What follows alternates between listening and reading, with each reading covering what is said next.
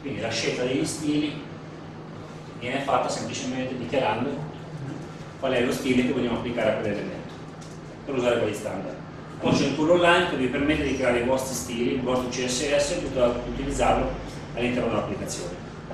Out of the box ce ne sono 5 diversi che potete mixare con voi.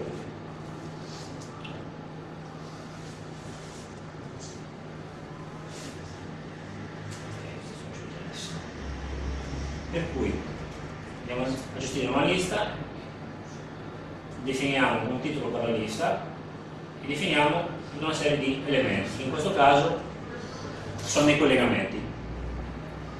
Quindi abbiamo una navigazione nella nostra applicazione, partiamo da un menu e il menu porta a delle sottoaree all'interno del nostro sito, della nostra applicazione.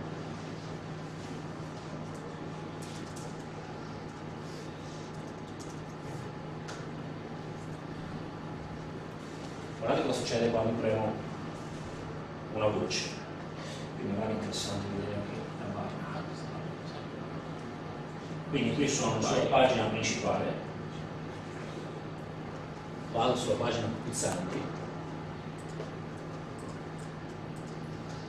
se avete visto, la transizione è all'interno della pagina,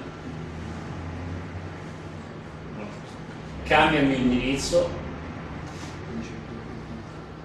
ma non è refresh della pagina, ho una transizione, perché cosa fa jQuery Mobile? jQuery Mobile carica in background la pagina di destinazione puntata dal link, si estrae la pagina da visualizzare e la infila all'interno del DOM, per cui non fa refresh, questo lo fa automaticamente secondo il link.